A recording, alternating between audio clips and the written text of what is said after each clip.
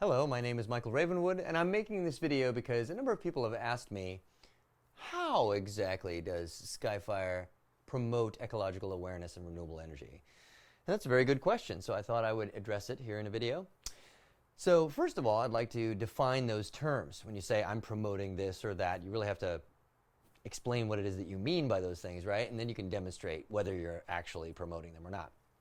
So ecological awareness could be seen in a number of different ways, but the way we're defining it is the awareness of ecological science in a specific way, which is the understanding that we're connected to all things. You see, ecology is one of the sciences in particular that has demonstrated very clearly the interdependence of all things.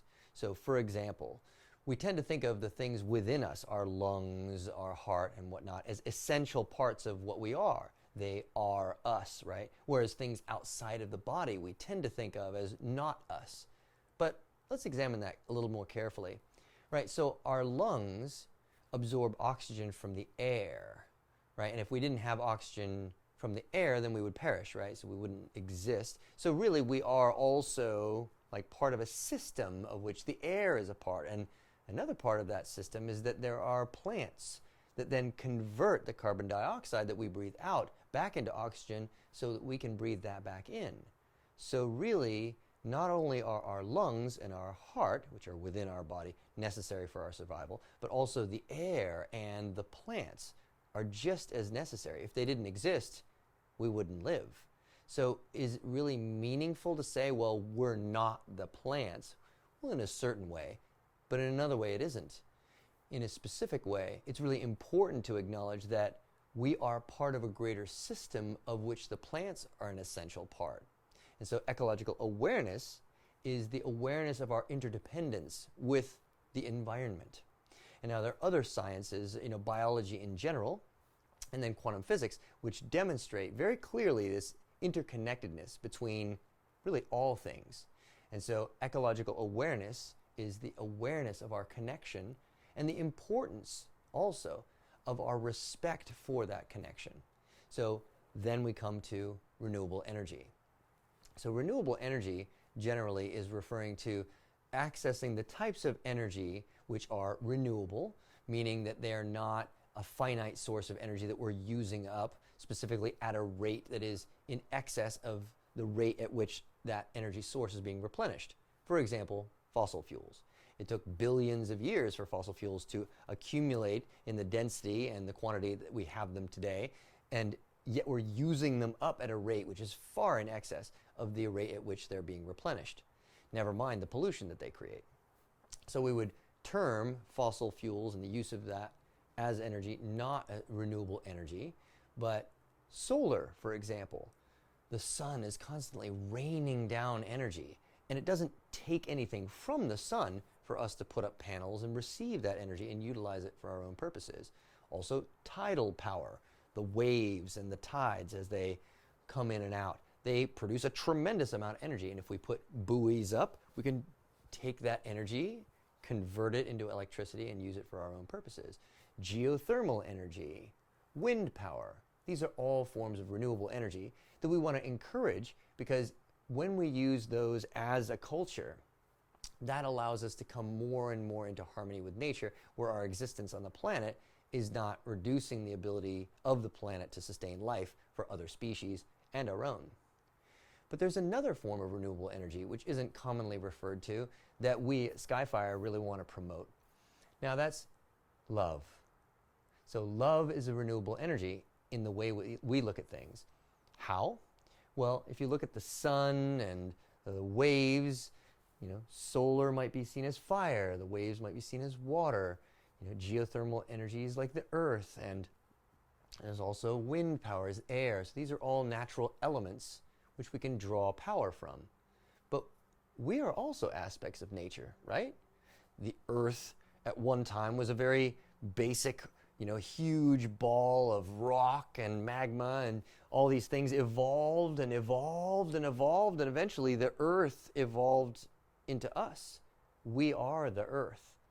Parts of the earth that have arisen and can now witness ourselves and exchange passions and things like that. So the natural energy that arises from within us, the love that we have for things, is a powerful thing that we can tap into.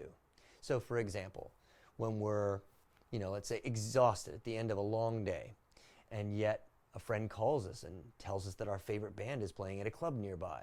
Suddenly we're leaping with alacrity, throwing our clothes on, dancing all night long. Where did that energy come from? It came from our love. We can work tirelessly for hours and hours, suddenly look at the clock and be marveling at how much time has passed. We effortlessly worked. Where did that energy come from? It came from our love. And so we want to encourage people to tap into what they love to do, who they love, and the things around them that they love, the places that they go that they love. When we fill our lives with these things, we get a tremendous amount of energy. And it doesn't take anything away from the world that we love these things and receive energy from them. If anything, we're able to give more when we're connected to what it is that we love. So there's this whole process by which we as humans can connect to what it is that we naturally love, and we can develop some sort of skill or some sort of ability to then create things that are of value to others. And when we, through our love, create things that are of value to others, they happily pay us or exchange things with us so that they might receive the value that we are creating. And so as we tap into that love, use that love then to create things that then feed us, we're actually completing what we refer to as a human energy circuit. And we can essentially play the rest of our lives, or do what we really love, and never want to retire because we really are excited about going to what others call work. So now that I've explained, essentially the terms ecological awareness and renewable energy, I'll go into how it is that we are promoting them. So as early as a decade ago, the concept behind SkyFire Arts is that the show itself would have storytelling in which the mythology is such that the heroes of this tale that is going on stage, they are connected to that sense that they are interdependent with everything around them. They are understanding that everything is just one living being of which they are a part. And they are sort of beyond fear because they understand this connection. They don't fight because they're afraid or because they want to dominate. They fight because they love. They love those that they are seeking to protect, and they love their life. They're not really attached to it, but they enjoy it. And so they fight in order to protect that which they love. And that's a different thing than fighting to dominate and things like that. So these heroic characters that throw fire and lightning, they are symbols. They are an archetype, a noble hero. In, for example, a Japanese ancient culture, the samurai represented that. In European ancient culture, King Arthur and the Knights of the Round Table. This archetype, this human ideal of the noble warrior, also exists in modern time through the idea of the Jedi and that mythology of Star Wars. This is a concept which we are sort of reviving in our own special way through the live stage performance that we do with real fire and lightning. So that storytelling is designed to inspire people to act in ways where they are harmonious with other people. They understand, oh, I'm actually a part of a greater system of which everyone else is a part as well. So I should act respectfully because that just makes sense. And that this kind of ideal is being represented in the show is one way that we are promoting ecological awareness, the awareness of our connection with all things, and also renewable energy, which are, in essence, the practices associated with the understanding that we are connected, right? So we don't just want to stop there, though, because having a nice show that tells a beautiful story, that can be very impactful, and we do design it such that it has a powerful impact, yet we want to be a little more tangible even than that. So there's always been envisioned a foyer marketplace, so that when people enter and go through the marketplace into the show and then spend a little time there in the intermission, and then as they leave the show, they go through the marketplace, they have these opportunities to understand, oh, here are a bunch of different ways that I can take action that will empower me to form a more harmonious and ecological lifestyle. And we don't want to do it by just telling people, well, everything you're doing is really ruining the planet and you ought to buy this because you should feel shameful for doing otherwise.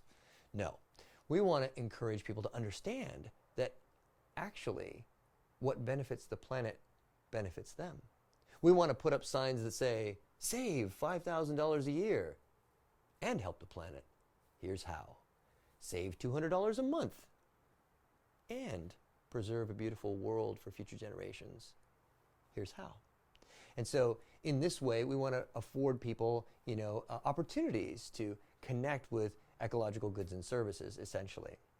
Because we, as a performing arts company, we love to dance, we love to tell stories and inspire, but we're not necessarily creating all of the technologies and all of the things that people can use to actually live their life in a more harmonious way. We might be buying those ourselves, metal straws, thermal cups, metal utensils that you can carry around instead of having to get plastic utensils when you take food to go. These kinds of things we want to make available to people. If you have more, for example, time than money, we will afford people the opportunities to volunteer for different projects that help to do ecological things. And then if you have more money than time, here's a project that you can donate to.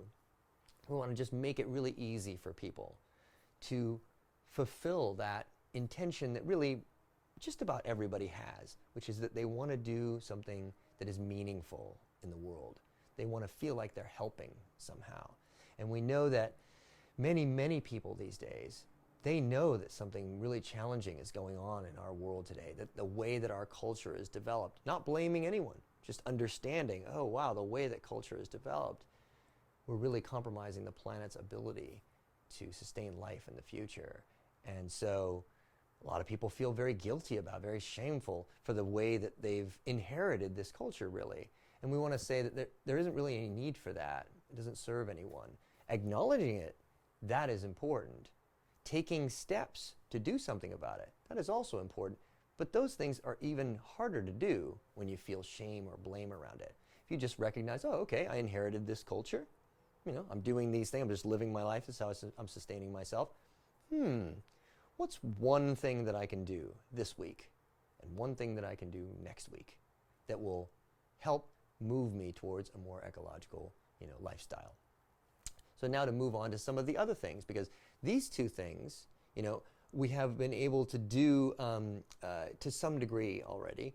One, that the storytelling that we have in our performances does represent that these characters on stage are the guardians of Threya, and they do have an ecological awareness, and they have kind of this transcendent understanding of the self.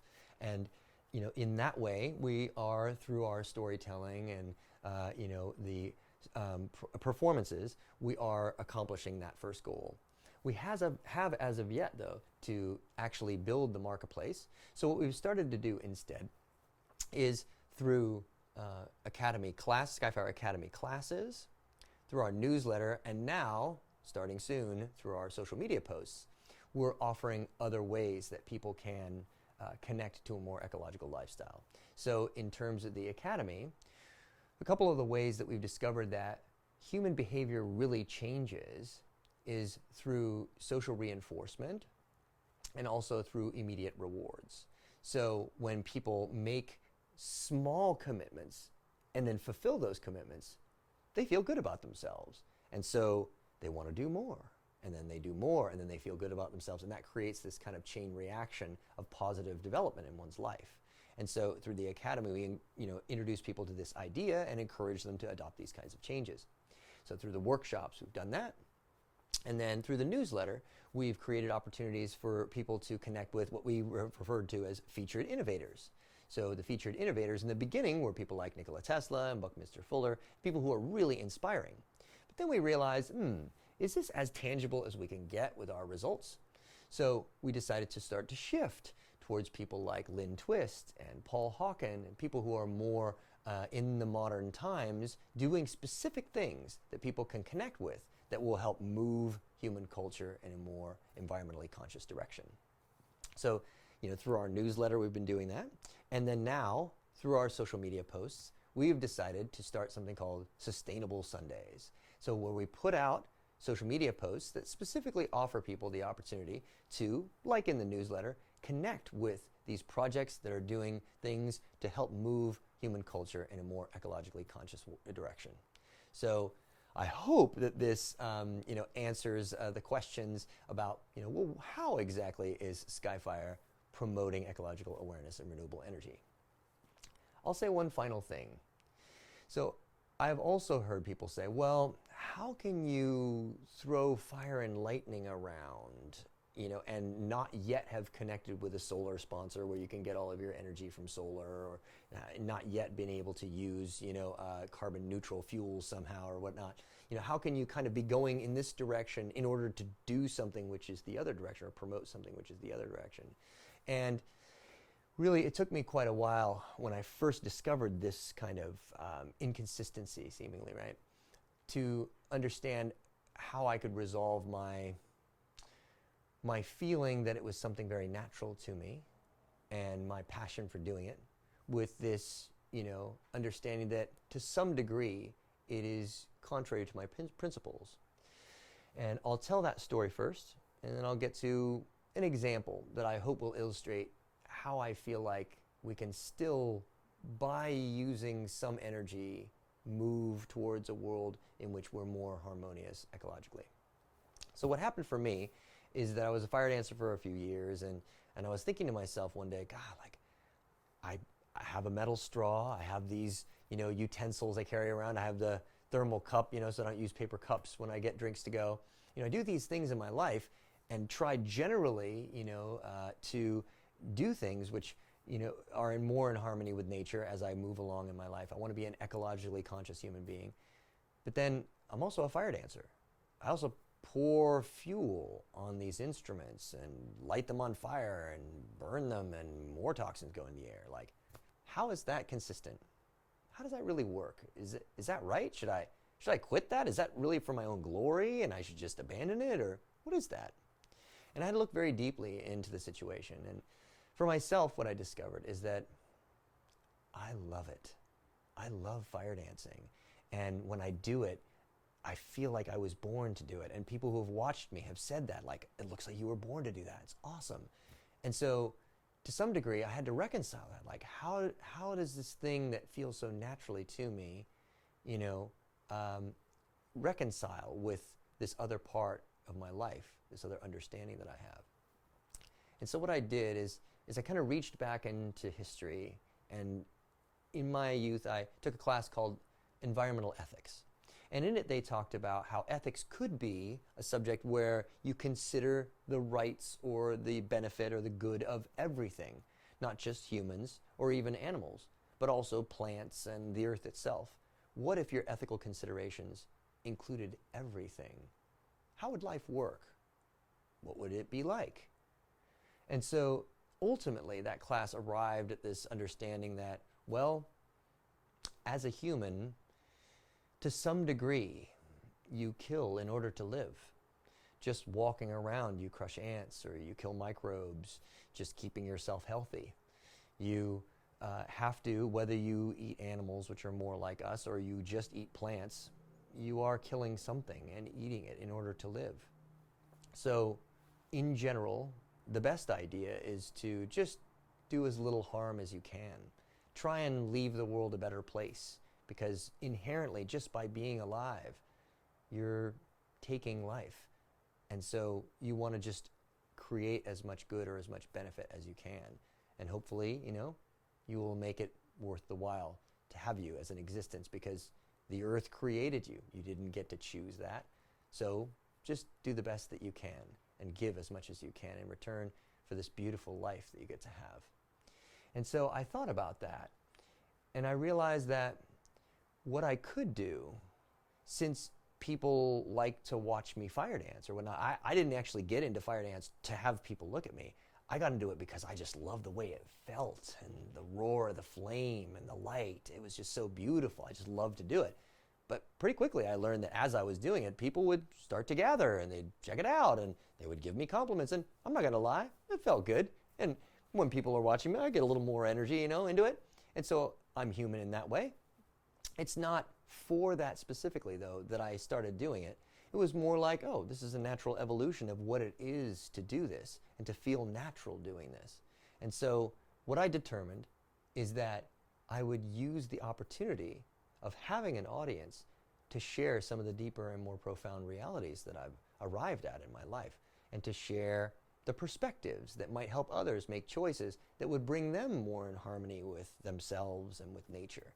And so I began to do storytelling whenever I did fire dance performance, and I got some of the most tremendous feedback out of it.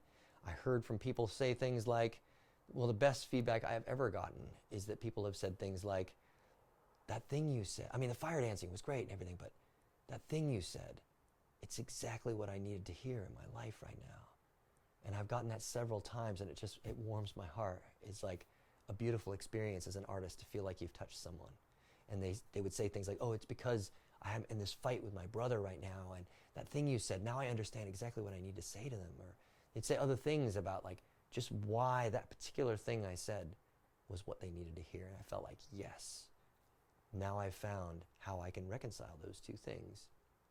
And so now I'll bring it back to SkyFire Arts. How are we as an organization sort of accounting for the impact we make? Well, one of the things we do now is we pay like a carbon tax, a voluntary carbon tax on the flights that we take when we go do a show far away. And we do other things, you know, and we're moving towards, you know, perhaps having a solar sponsor and having other kinds of renewable energy fuel our performance itself.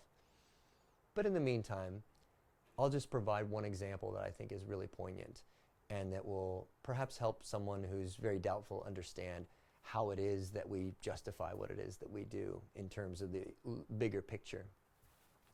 So Al Gore created a movie called The Inconvenient Truth. And if you look at the production schedule of that movie and you look at his flight schedule going around the world promoting the movie, looking at that out of context, you might say to yourself, well, that's not a very ecological project at all. But if you look at the impact that that movie had on global culture, you will see that it definitely justifies the cost. And in the case of our performance, I do seek to find ways that we can even measure, ultimately when we put the marketplace with our show, we can measure how many people's lives we're transforming every time the show runs. So I hope that everyone who has watched this has some notion that, you know, we've taken this whole picture into consideration, and there's a greater understanding that we are doing our best to make sure that ultimately we are promoting ecological awareness and renewable energy. Thanks for watching.